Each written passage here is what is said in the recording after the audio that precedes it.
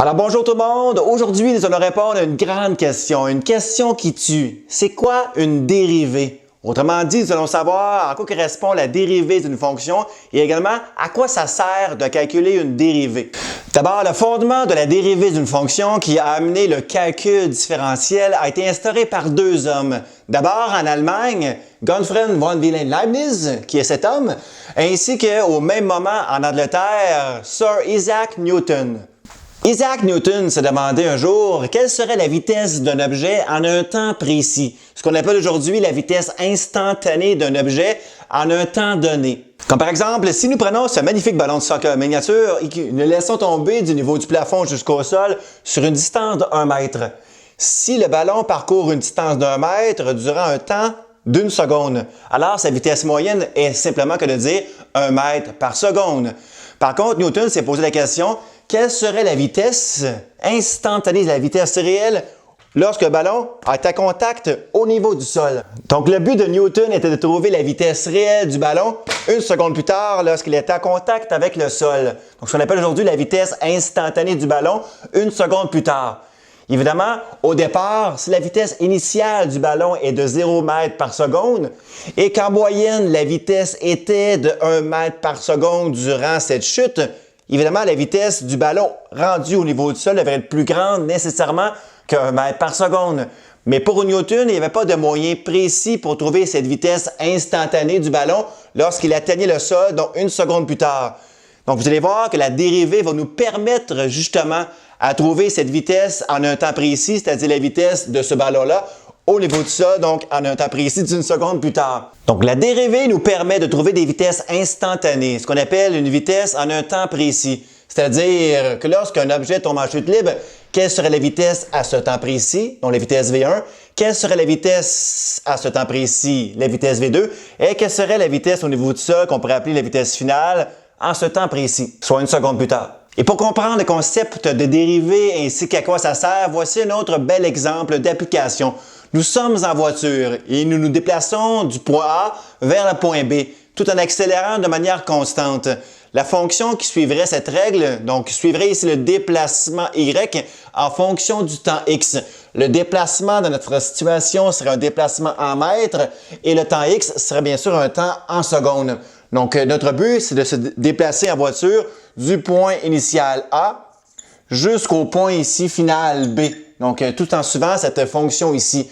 Au départ, si nous sommes bien sûr au temps 0 secondes, donc au temps 0 secondes, nous avons parcouru bien sûr aucune distance, bien sûr en Y, et nous sommes donc au point de l'origine du plan cartésien 0, 0. 6 secondes plus tard, si admettons 6 secondes plus tard, nous sommes rendus au point B, notre destination finale.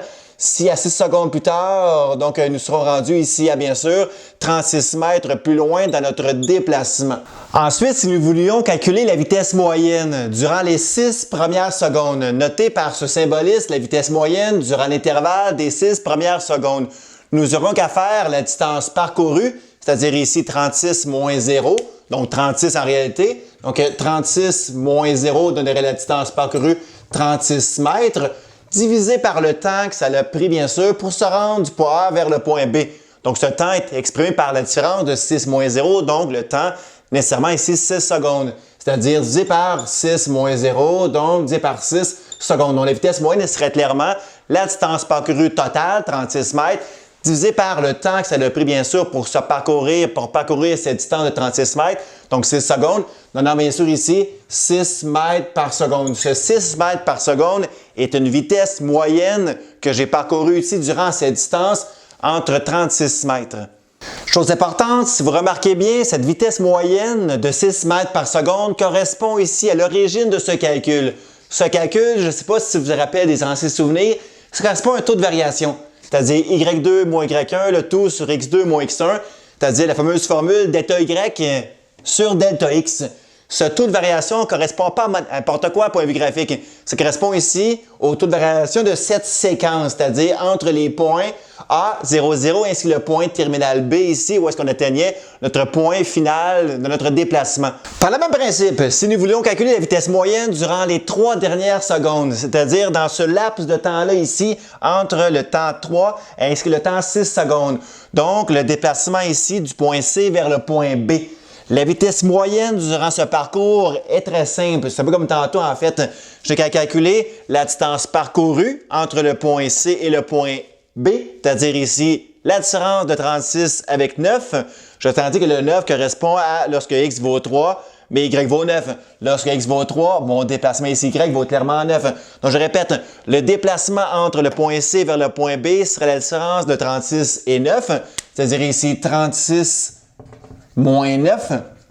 Le tout sur le temps que c'est le prix bien sûr pour partir du point C vers le point final B, c'est-à-dire 6 moins 3, donc 3 secondes, bien sûr ici de délai en bout de ligne.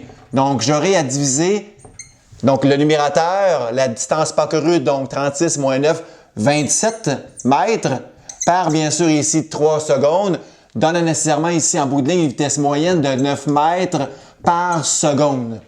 Je vous une petite parenthèse, il est très normal que la vitesse moyenne des 3 dernières secondes, donc ce 9 mètres par seconde, ça devait être une vitesse plus grande que la vitesse moyenne durant les 6 premières secondes. La raison est la suivante, bien j'accélère.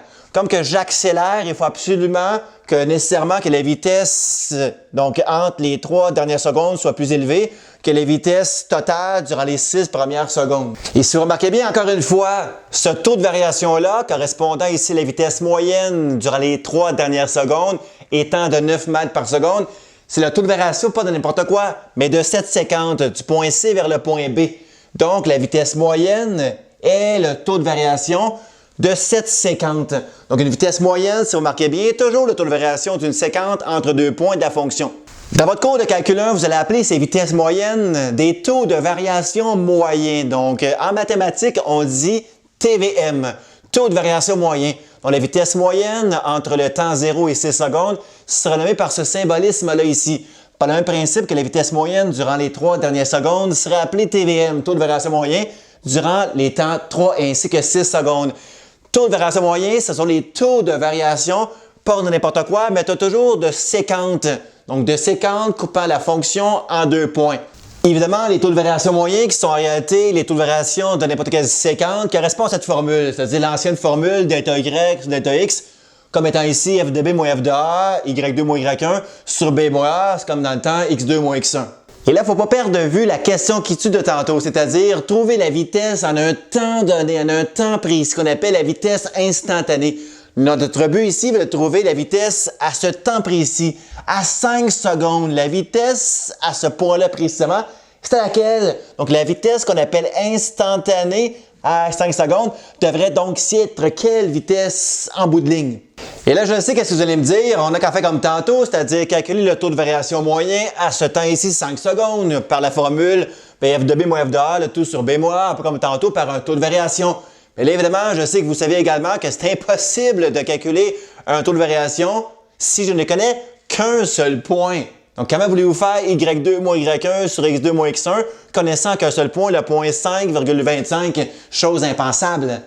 Donc, bien sûr, on ne peut plus parler de taux de variation moyen, donc de vitesse moyenne lorsqu'on parle d'une vitesse instantanée en un temps précis, mais bien d'un taux de variation instantanée nommé par TVI. C'est que le TVI correspond au taux de variation, oui, instantané, à 5 secondes, mais également au taux de variation de ce qu'on appelle ici, à ce temps précis, d'une tangente, c'est-à-dire taux de variation instantané, taux de variation d'une tangente en un point. Si vous remarquez bien, cette tangente à ce temps précis, 5 secondes, semble être un peu plus inclinée que cette ancienne séquence, donc son taux de variation valait 9 mètres par seconde. Donc nécessairement, la vitesse instantanée à 5 secondes va être plus grande que ce 9 mètres par seconde côté intuitif.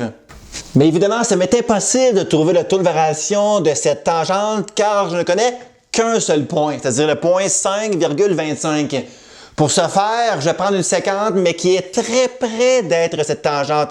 Donc, juste un petit peu en reculant vers un temps plus bas que 5 secondes. Donc, pour trouver la vitesse instantanée correspondant au taux de variation instantané, dont le taux de variation de cette tangente ici mise en noir, j'ai formé cette séquence rouge entre les temps ici 4,9 et 5 secondes.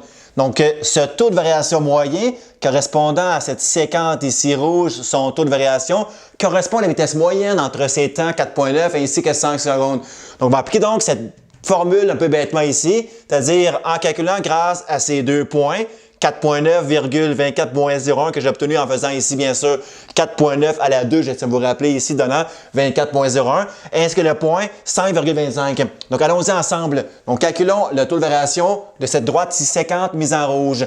Donc, Y2 moins Y1, c'est-à-dire ici, 25 à soustraire avec, bien sûr, ici, 24,01.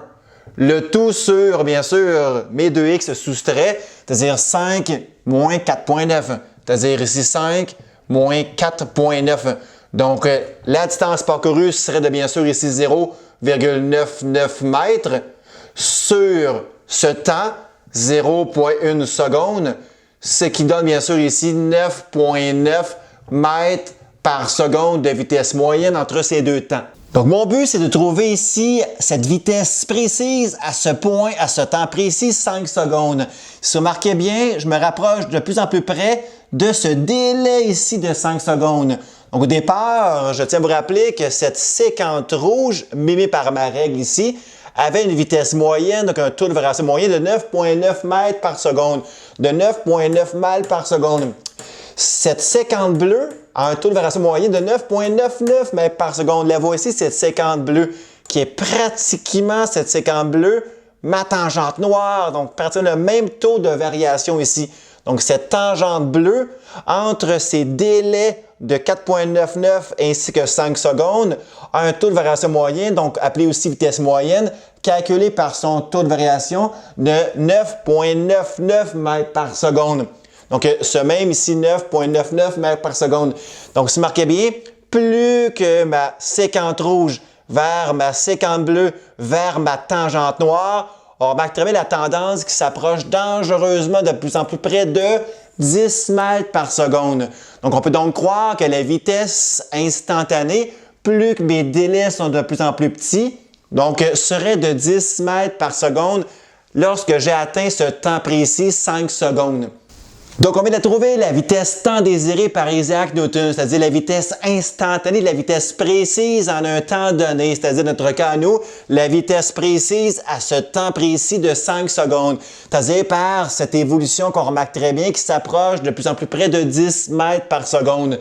Si vous remarquez bien, tous les taux de variation moyens de ces vitesses moyennes, vos dénominateurs qu'on appelle l'attirant des x, dont nos delta x, s'approchent toujours de plus en plus près de 0. C'est qu'est-ce que vous devez remarquer par rapport à la façon d'avoir trouvé la vitesse instantanée, donc la pente d'une tangente coupant une courbe en un seul point. Pour bien maîtriser ce concept-là de le taux de variation instantanée, écoutez bien, écoutez excessivement bien ce qui suit. Pour comprendre le concept de taux de variation instantané appelé le TVI, ce qui nous amènera plus tard à la dérivée, c'est-à-dire la pente de la tangente en un point, il faut comprendre à la perfection ce que signifie le taux de variation moyen. Donc d'abord, voici le graphique d'une fonction. On va lui attribuer une séquente qui coupe cette courbe en deux points. D'abord au point x, f de x, et un autre point écarté de delta x plus loin, donc de coordonnées x plus delta x, et son y, bien sûr, f de x plus delta x. Donc, ce taux de variation moyen correspond justement au taux de variation de cette séquente, qui correspond à cette formule. Évidemment, le numérateur correspond à la différence des deux y. Dans ce cas-ci, la différence entre f de x plus delta x et f de x, sur mon dénominateur qui correspond à la différence de mes deux x, c'est-à-dire dans ce cas-ci, x plus delta x moins x. Si vous remarquez bien, ce dénominateur correspond justement à simplement que de dire delta x. Par contre, notre objectif est de trouver un taux de variation instantané, appelé TVI, c'est-à-dire le taux de variation de la tangente au point A, f de A. Par contre, si vous remarquez bien, nous avons un grave problème. Nous ne pouvons pas calculer le taux de variation de cette tangente car nous n'avons qu'un seul point. Pour comprendre comment nous allons faire pour trouver ce fameux taux de variation instantané, c'est-à-dire le taux de variation de cette tangente, revenons un peu à l'arrière, c'est-à-dire au taux de variation moyen, donc le taux de variation d'une séquence. Cette séquence, on va l'amener à devenir un jour une tangente. Si vous remarquez bien au départ, cette séquence a un certain delta x. Mais plus cette séquence devient à être une tangente, plus que les delta x s'amenuisent, rapetissent, plus que les delta x de ces séquences deviennent très près, s'approchent de 0 donc. Donc pour trouver finalement le taux de variation instantané, c'est-à-dire le taux de variation d'une tangente, nous n'avons qu'à prendre la formule du taux de variation moyen et prendre delta x et l'approcher de 0. Donc on va évaluer la limite quand delta x tend vers 0 du taux de variation moyen finalement, donc de f de x plus delta x moins f de x divisé par delta x. Car plus que delta x est près de 0, à la limite d'être 0, plus que ma séquence est une tangente, c'est-à-dire une droite coupant une courbe en un seul point. Dans ce cas-ci, au point A, virgule f de A. Donc voici la formule pour trouver le taux de variation instantané, qui correspond à la pente de la tangente, généralisée ici par le point x, virgule f de x. Donc voici la formule pour trouver ce qu'on appelle le taux de variation instantané, le TVI. Comme on a vu tantôt, si vous remarquez bien, on prend le taux de variation moyen et le but, c'est approcher x de plus en plus près de 0. C'est-à-dire prendre delta x et à la limite le tendre vers de plus en plus proche de 0. Comme nous avons fait tantôt, c'est-à-dire on a pris des temps de plus en plus près de 5, c'est-à-dire avec un delta x de plus en plus près de 0 pour avoir des séquences avec des delta x plus près de 0 pour aller vers une tangente. Ce qui nous a permis à trouver cette tangente, son taux de variation qu'on appelle son taux de variation instantané, vers cette vitesse instantanée de 10 mètres par seconde. Donc voici un bref résumé. Le taux de variation moyen correspond à cette formule, c'est-à-dire f de x plus delta x moins f de x, le tout sur delta x. Cette formule correspond à la pente, le taux de variation d'une séquence. Pour trouver le taux de variation instantané, appelé le TVI, nous n'avons qu'à prendre cette formule du taux de variation moyen et à la limite faire tendre delta x vers 0. Ce qui nous amène à trouver la pente, le taux de variation d'une tangente en un point. Justement, ce taux de variation instantané correspond justement à la définition même d'une dérivée d'une fonction que l'on note par f' de x. Donc voici la fameuse formule pour trouver la dérivée d'une fonction qui correspond bien sûr par le symbolisme souvent f' de x. Si vous remarquez bien, c'est la même chose que de dire le taux de variation instantané. Donc la dérivée d'une fonction nous permet de trouver pour n'importe quelle tangente son taux de variation à n'importe quel point de la courbe de la fonction. Autrement dit, la dérivée nous permettra de trouver le taux de variation de cette tangente quand x valait 5. On a trouvé tantôt que cette vitesse instantanée valait 10 mètres par seconde. Donc son taux de variation vaut 10. On pourrait aussi trouver le taux de variation instantané donc, de cette tangente évoluant en 4 secondes, en 3 secondes, le taux de variation de cette tangente en 2 secondes, et ainsi de suite. Donc la dérivée est essentielle pour trouver n'importe quel taux de variation, n'importe quelle tangente, donc de n'importe quelle vitesse instantanée en un temps précis x donné. Par contre, plusieurs mathématiciens utilisent différentes notations pour la dérivée d'une fonction. La plupart, on utilise f' de x. Par contre, d'autres utilisent ce qu'on appelle la notation de Leibniz, c'est-à-dire d sur dx, ce qui signifie dérivons y par rapport à x, dérivons la fonction y par rapport à x. C'est la même chose que de dire la fameuse formule apprise tantôt, la limite quand delta x tend s'approche de 0 de mon taux de variation, c'est-à-dire f de x plus delta x moins f de x, le tout sur delta x. Plusieurs changent delta x par h. Donc, utilise donc cette autre formule qui est très souvent utilisée, c'est-à-dire la limite quand h tend vers 0, de comme tantôt en réalité f de x plus h moins f de x, le tout sur h. Toutes ces notations-là et ces formules correspondent à la dérivée d'une fonction. Et oui, cette seconde formule est la même que la précédente. C'est juste pour faciliter un peu notre écriture qu'on a transféré tous les delta x par simplement que de dire h. Mais cette formule indique aussi comment trouver tout ce qui est taux de variation instantanée, vitesse instantanée, correspondant à la dérivée d'une fonction. Donc voilà, vous savez à quoi correspond la dérivée d'une fonction, c'est-à-dire le taux de variation d'une tangente en un point précis d'une fonction. Mais également, elle sert à quoi? Elle sert bien sûr à trouver pour n'importe quel temps, la vitesse instantanée d'un objet qui se déplace. Chose extrêmement importante dans le domaine de la science. Donc, je vous invite fermement à aller voir la prochaine capsule qui suit, que je mets le lien en bout de ligne de celle-ci, que vous puissiez établir comment appliquer dorénavant cette formule de la dérivée d'une fonction?